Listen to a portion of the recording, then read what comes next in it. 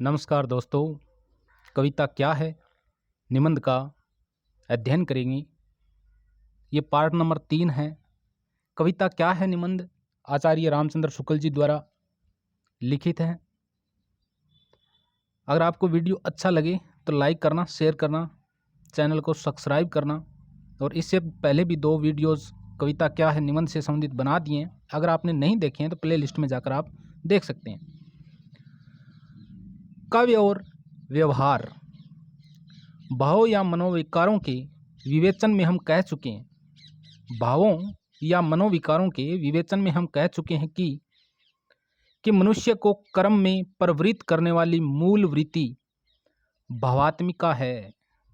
यहाँ पर very very important question बनता है कि मनुष्य को कर्म में प्रवृत्त करने वाली मूल वृत्ति क्या है। तो मूल वृत्ति भावात्मिका है। केवल तर्क, बुद्धि या विवेचन के बल से हम किसी कार्य में प्रवृत्त नहीं होते।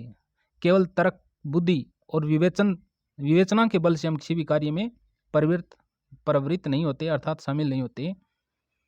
जहाँ जटिल बुद्धि व्यापार के अनंतर किसी क्रम का अनुष्ठान देखा जाता है, वहाँ भी तह में कोई भाव या वासना छिपी रहती है।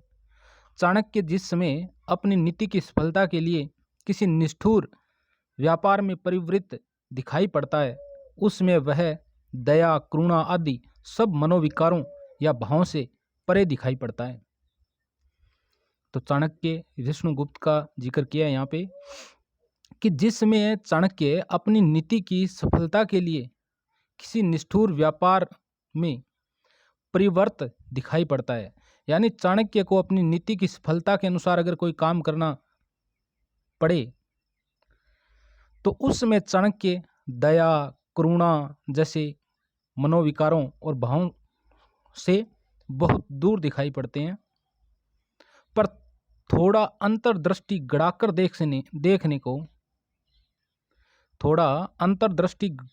देखने से कौटिल्य को नचाने वाली डोर का छोर भी अंतःकरण के रागात्मक खंड की ओर मिलेगा।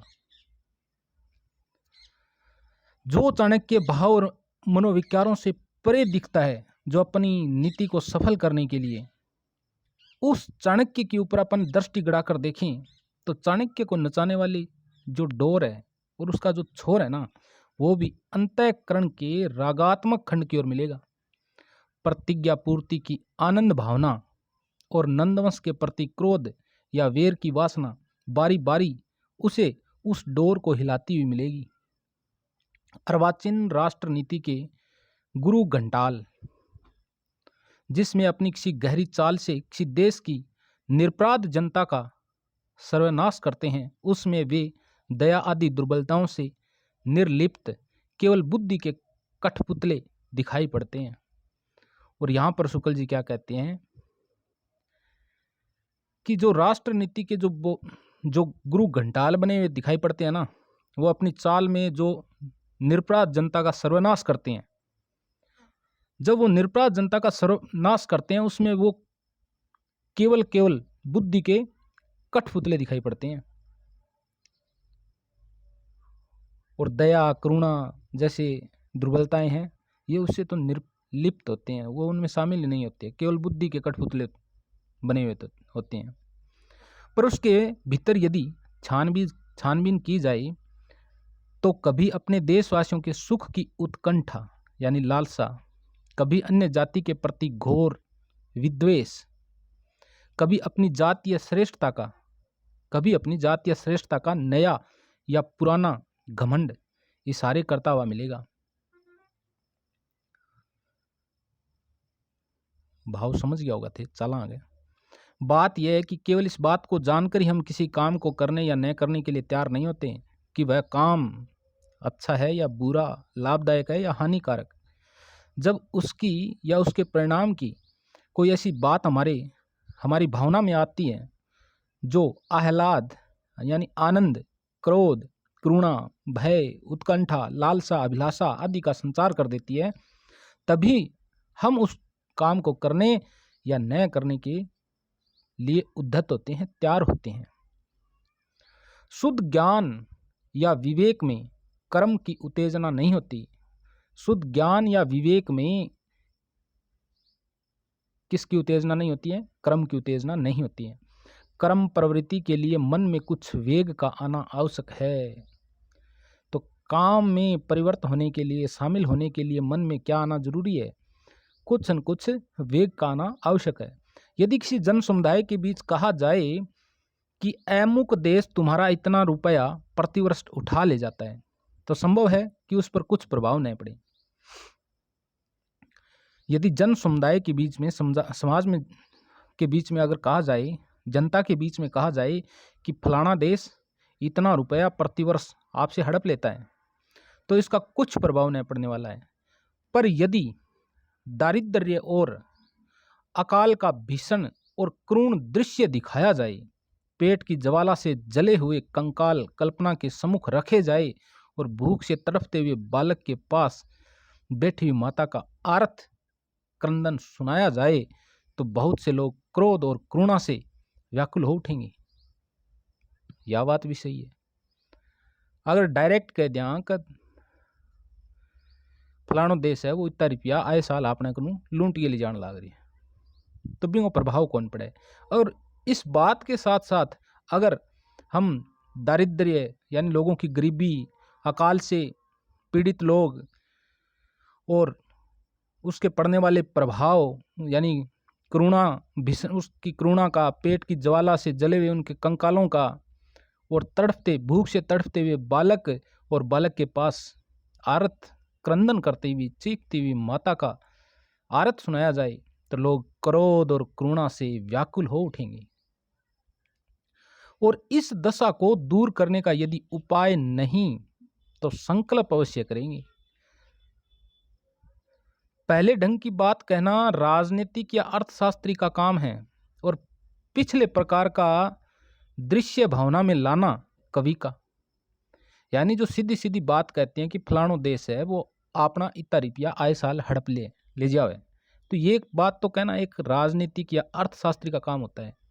लेकिन जो ये बात कही गई है, इस बात को दृश्य के माध्यम से भावना में लाना, दृश्य भावना में लाना, ये किसका काम होता है? ये कवि का काम होता है। अतः यह धारणा की काव्य व्यवहार का बाधक है, उसके अनुशीलन से अकर्मण्यता आती है, ठीक नहीं है। कविता को भाव प्रसार या कर्मण्य के लिए कर्म क्षेत्र का और विस्तार कर देती हैं। कविता तो भाव प्रसार द्वारा कर्मण्य के लिए, जो कर्म में लीन होते हैं उनके लिए कर्म क्षेत्र का और विस्तार कर देती है साहब। उक्त धारणा का आधार यदि कुछ हो सकता है तो यही कि जो भावुक या सहृदय होते हैं अथवा काव्य के अनुशीलन से जिसके भाव प्रसार का क्षेत्र विस्तृत हो जाता है, उसकी वृत्तियां उतनी स्वार्थबद्ध नहीं रह सकती। कभी कभी वे दूसरों का जी दुखाने के डर से, कभी आत्म गौरव या कुल गौरव या जाति गौरव के ध्यान से, अथवा जीवन के किसी पक्ष की उत्कृष्ट भावना में नग्न होकर अपने लाभ के क्रम में अतत्पर या उससे विरत देखे जाते हैं। अतः अर्थागम से हरिष्ट स्वकार्य साध्येत,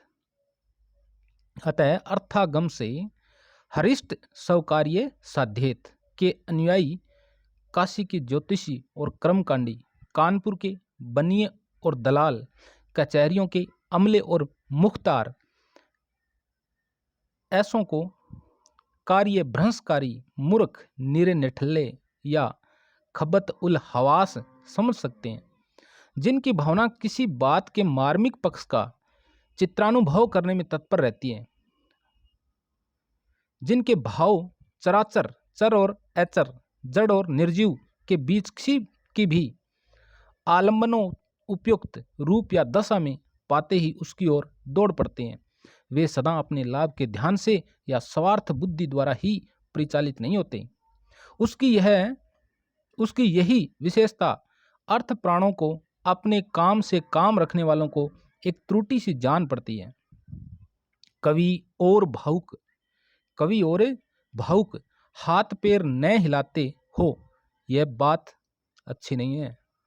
कवि और भावुक लोग हैं वो हाथ पैर न हिलाते हो, यह बात नहीं है, पर अर्थियों के निकट उसकी बहुत सी क्रियाओं का कोई अर्थ नहीं होता। पर अर्थियों के निकट उनकी बहुत सी क्रियाओं का कोई अर्थ नहीं होता। किसकी क्रियाओं का? कवि और भावुक व्यक्तियों का। मनुष्यता की उच्च भूमि। मनुष्य की चेष्टाओं और कर्मकलाप से भावों का मूल संबंध निरूपित हो चुका है। तो मनुष्य के भावों का मूल संबंध किससे निरूपित हो चुका है? तो चेष्टाओं और कर्मकलाप से। और यह भी दिखाया जा चुका है कि कविता इन भावों या मनोविकारों के क्षेत्र में विस्तृत करती हुई उनका प्रसार करती है। और ये बात भी पीछे आ चुकी है कि कविता है वो भावों और मनोविकारों के क्षेत्र को विस्तृत करती है, उनका प्रसार करती है। पशुत्व से मनुष्यत्व। पशुत्व से मनुष्यत्व में जिस प्रकार अधिक ज्ञान प्रसार की विशेषता है, उसी प्रकार अधिक भाव प्रसार की भी।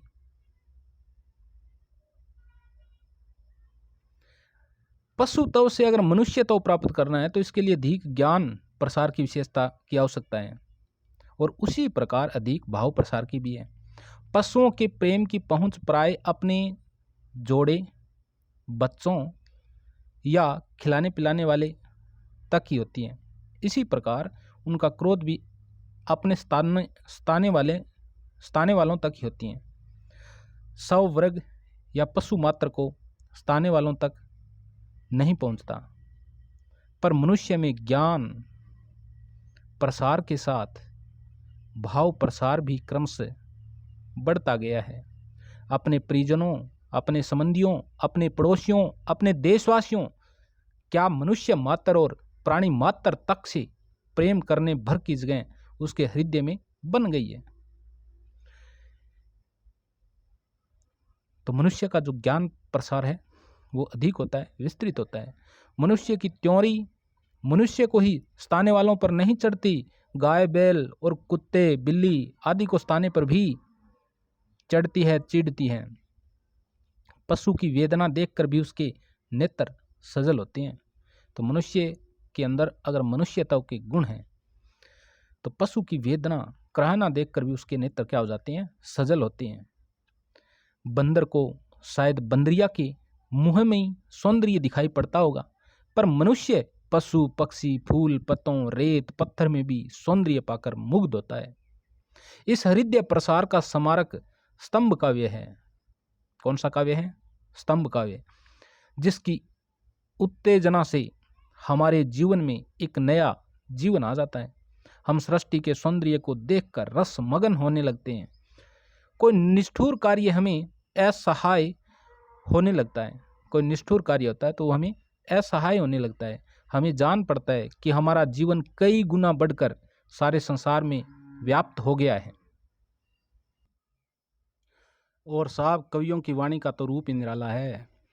कवि वाणी के प्रसार से हम संसार के सुख दुख, आनंद, कलेश आदि का शुद्ध और स्वार्थ मुक्त रूप से अनुभव करते हैं।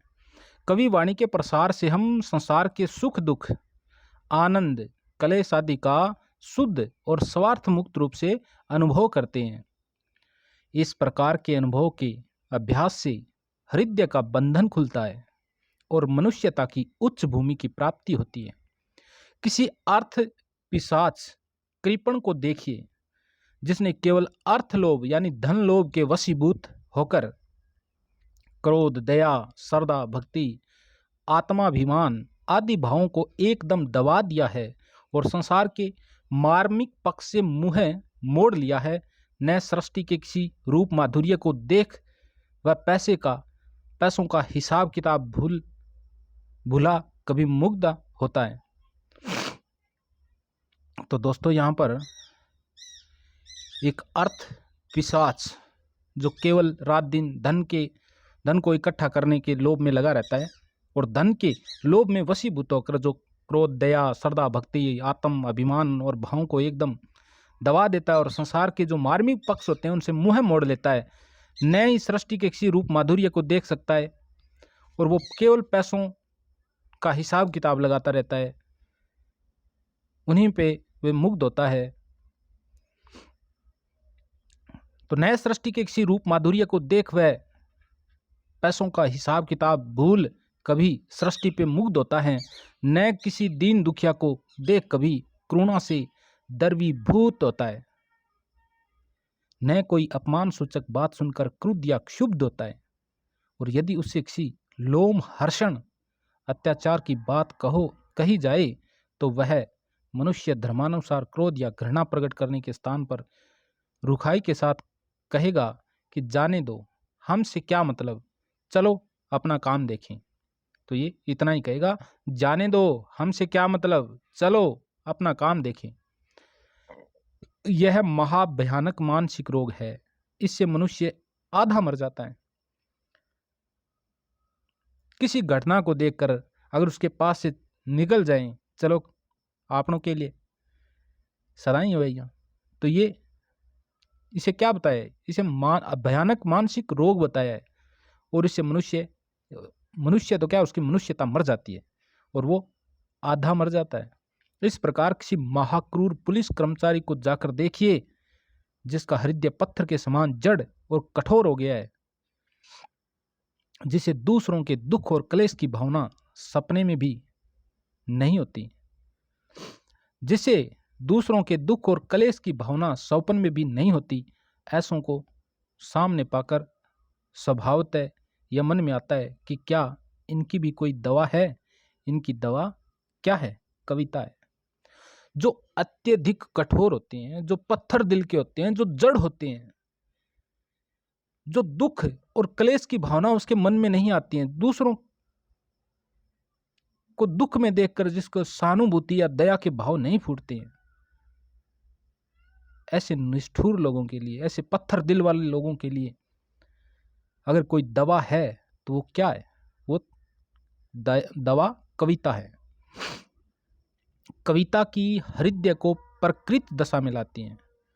कविता ही हृदय को प्रकृत दशा में लाती है। तो क्वेश्चन बन सकता है यहाँ पे, कोई बड़ी बात नहीं है। कविता हृदय को किस दशा में लाती है? तो प्रकृत दशा में लेके आती हैं और जगत के बीच क्रमशः उसका अधिकाधिक प्रसार करती है, उसे मनुष्यत्व की उच्च भूमि पर ले जाती है। भाव योग की सबसे उच्च कक्षा पर पहुंचे हुए मनुष्य का जगत के साथ पूर्ण तादात्म्य हो जाता है। उसकी अलग भाव सत्ता नहीं रह जाती। उसका हृदय विश्व हृदय हो जाता है। उसकी अश्रुधारा में जगत की अश्रुधारा का, उसके हास और विलास में जगत के आनंद नृत्य का, उसके गर्जन तर्जन में जगत के गर्जन तर्जन का आभास मिलता है। तो ये स्थिति कब होती है? चाहे कितना ही निष्ठुर व्यक्ति हो, उसके लिए कविता है वो दवा का काम करती है। और कविता एक ऐसी है जो हृदय को प्रकृत दशा में लाती है और जगत के बीच उसका अधिकाधिक प्रसार करती है और मनुष्यत्व की उच्च भूमि पर ले जाती है। और कविता के द्वारा मनुष्य पूर्ण तादाद में हो जाता है। उसकी अलग से कोई सत्ता नहीं रह जाती है। वह उसका हृदय विश्व हृदय हो जाता है और अश्रुधारा में जगत की अश्रुधारा का, उसके हास विलास में जगत के आनंद का, नृत्य का, गर्जन का, तर्जन का, उसका अलग से कुछ नहीं होता है। सब जगत के गर्जन तर्जन का आभास मिलता है उसमें। भावना या कल्पना। तो भावना या कल्पना क्या है, उसके बारे में शुक्ल जी ने क्या बताया है। इस निबंध के आरंभ में ही हम काव्यानुशीलन को भाव योग कह आए हैं।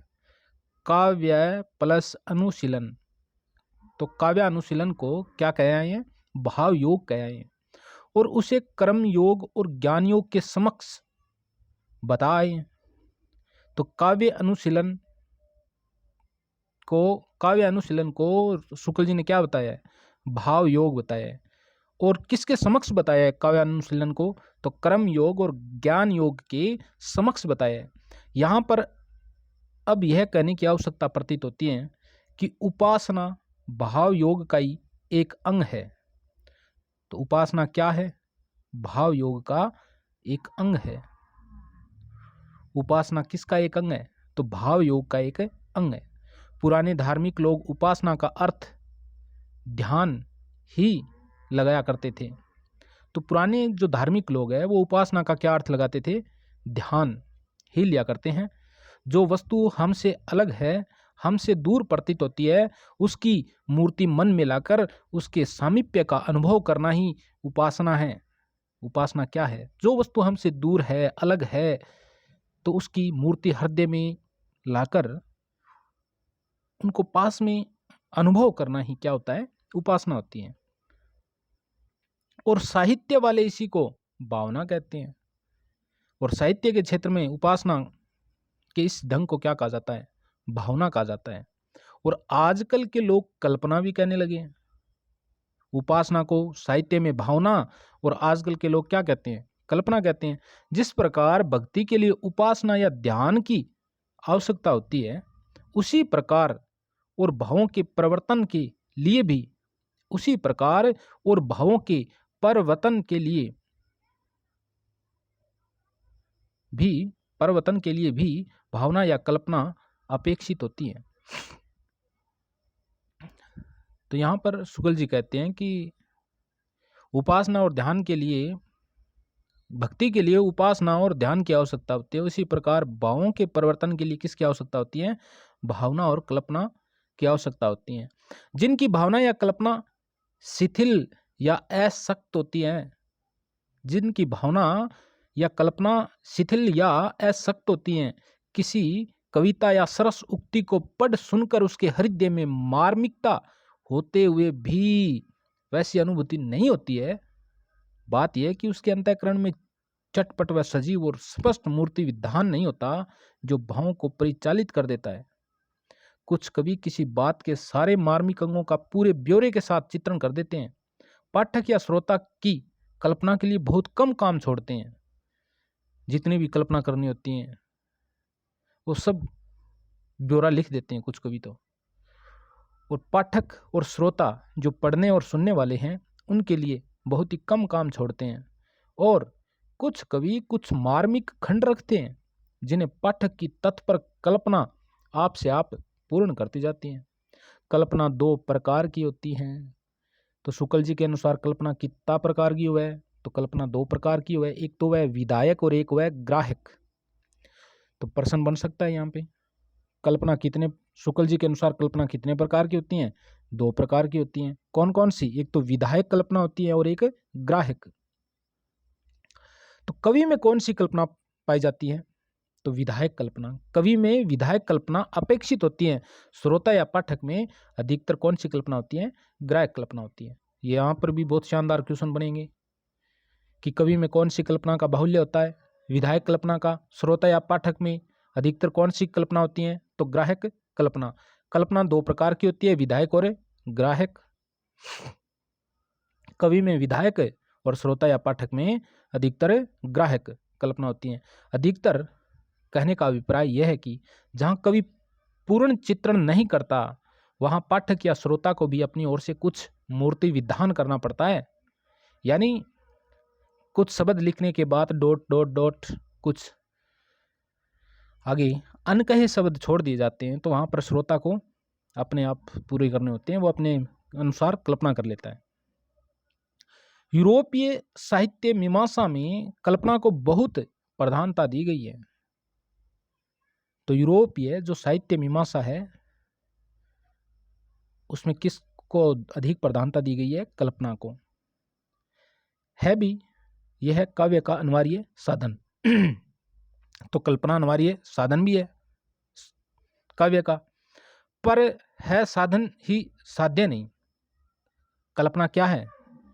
तो यहां पर एक शानदार क्वेश्चन बन सकता है, शुक्ल जी ने कल्पना को माना है साधन या साध्य? तो शुक्ल जी ने कल्पना को क्या माना है? साधन माना है, न कि साध्य। तो शुक्ल जी के अनुसार कल्पना क्या है? एक साधन है। जैसा कि उपयुक्त विवेचन से स्पष्ट है, किसी प्रसंग के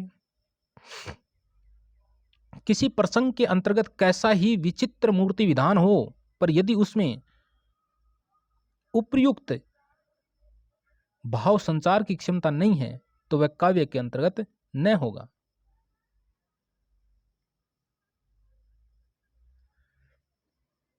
तो शुक्ल जी क्या कहते हैं कि किसी प्रसंग के अंतर्गत कैसा भी विचित्र मूर्ति विधान हो, पर यदि उसमें उपयुक्त भाव संचार की क्षमता नहीं है ना, तो वो काव्य के अंतर्गत न होगा। तो काव्य के अंतर्गत क्या होना चाहिए? उपयुक्त भाव संचार होना चाहिए, भाव संचार की क्षमता होनी चाहिए। अगर उपयुक्त भाव संचार की क्षमता नहीं है तो वो काव्य के अंतर्गत नहीं आता है। मनोरंजन। प्राय सुनने में आता है कि कविता का उद्देश्य मनोरंजन है। तो प्राय क्या सुनना आता है कविता के बारे में? तो कविता का उद्देश्य मनोरंजन है। पर जैसा कि हम पहले कह आए हैं कि कविता का अंतिम लक्ष्य जगत के मार्मिक पक्षों का प्रत्यक्षीकरण करके उसके साथ मनुष्य हृदय का सामंजस्य स्थापन है। वेरी वेरी इंपॉर्टेंट है। तो शुक्ल जी के अनुसार कविता क्या है? या फिर ऐसे पंक्ति देकर पूछा जा सकता है ये किसका कथन है? कविता का अंतिम लक्ष्य जगत के मार्मिक पक्षों का प्रत्यक्षीकरण करके उसके साथ मनुष्य हृदय का सामंजस्य स्थापन है। ये किसके कथन है? तो ये शुक्ल जी के कथन है। इतने गंभीर उद्देश्य के स्थान पर केवल मनोरंजन का हल्का उद्देश्य सामने रखकर जो कविता का पठन और पाठन या विचार करते हैं वे रास्ते में रह जाने वाले पथिक के समान है। शुक्ल जी के अनुसार कविता का पठन या पाठन या विचार केवल मनोरंजन के उद्देश्य से करते हैं। शुक्ल जी के अनुसार जो कविता का पठन पाठन या विचार केवल मनोरंजन के उद्देश्य से करते हैं वे किसके समान हैं? तो वे रास्ते में रह जाने वाले पथिक के समान हैं, राहगीर के समान हैं। कविता पढ़ते समय मनोरंजन अवश्य होता है, पर उसके उपरांत कुछ और भी होता है और वही सब कुछ है। मनोरंजन वह शक्ति है जिससे कविता अपना प्रभाव जमाने के लिए मनुष्य की चित्तवृत्ति को स्थिर किए रहती है। तो मनोरंजन वह शक्ति है जिससे कविता अपना प्रभाव जमाने के लिए मनुष्य की चित्तवृत्ति को स्थिर किए रहती है, इधर उधर जाने नहीं देती। अच्छी से अच्छी बात को भी कभी कभी जो केवल कान से सुन भर लेते हैं उसकी ओर उनका मनोयोग नहीं होता।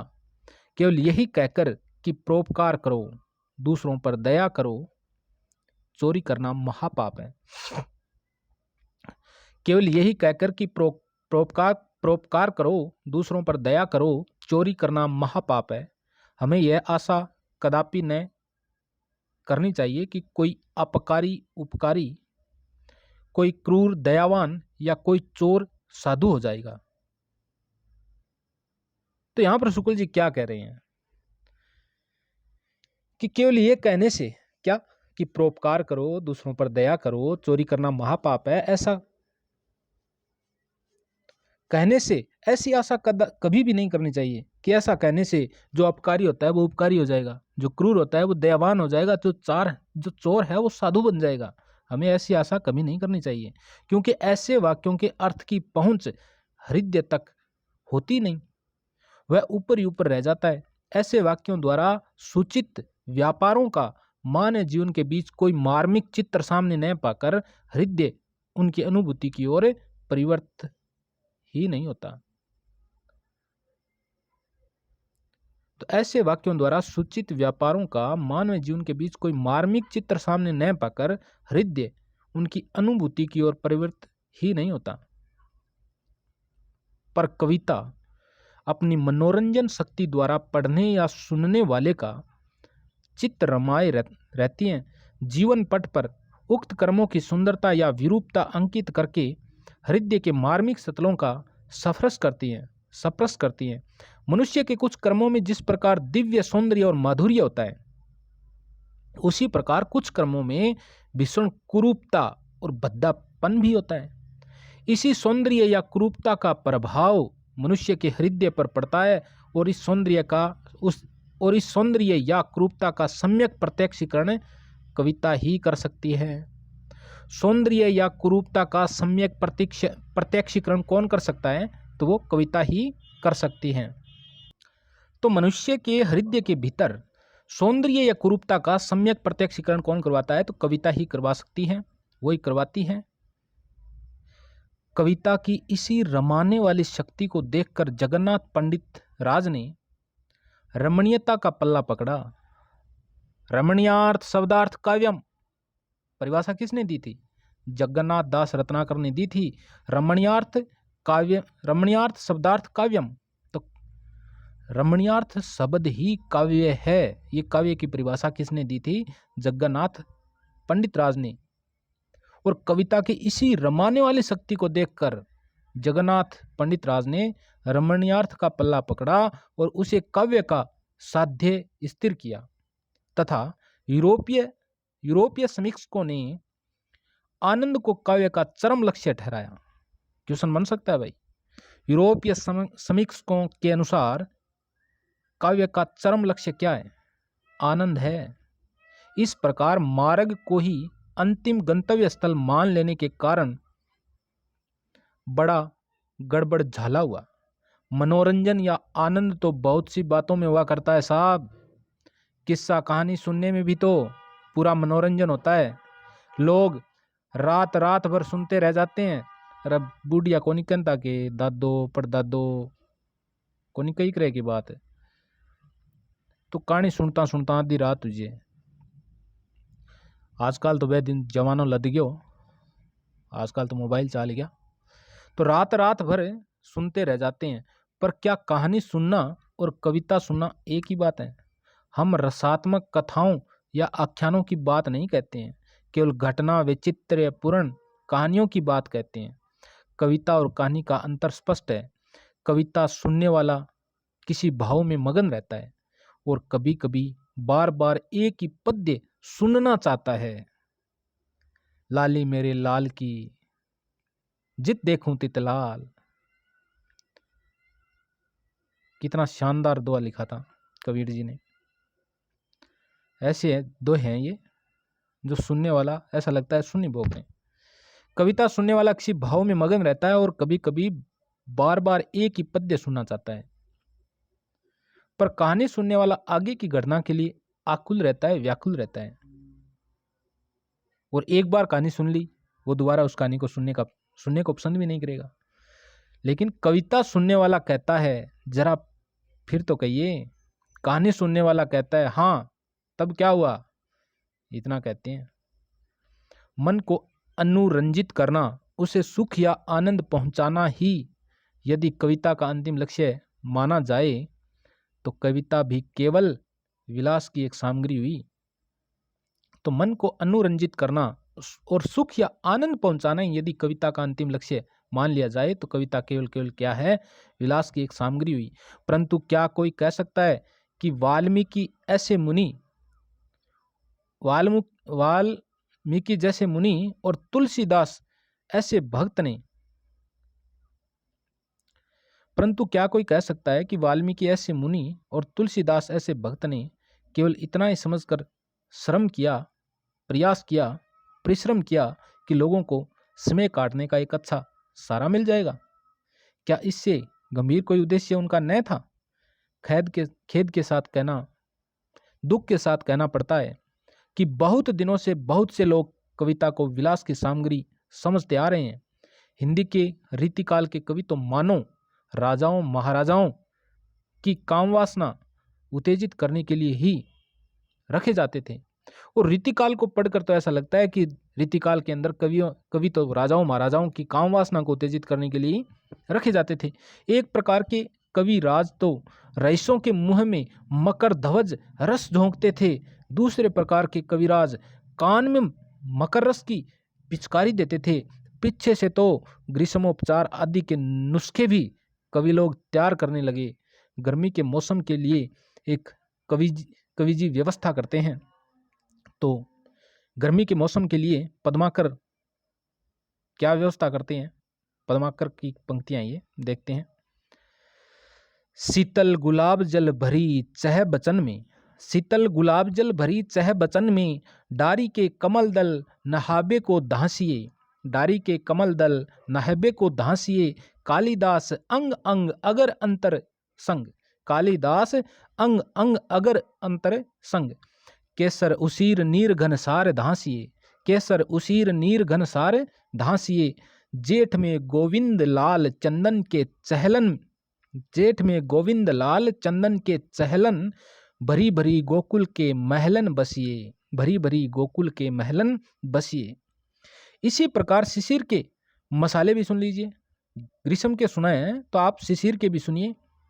शिशिर का क्या मसाला तैयार किया गया है कि गुलगुली गिल में, गुलगुली गिल में गलीचा है गुनी जन है, चिक है चिराके हैं चिरागन की माला है, गुलगुली गिल में गलीचा है गुनी जन है, चिक है चिराके हैं चिरागन की माला है, कहे पद्माकर हे गजक गजा हूँ सजी, कहे पद्माकर हे गजक गजा हूँ सजी, सजा है सुरा है सुराई है सुप्याला है।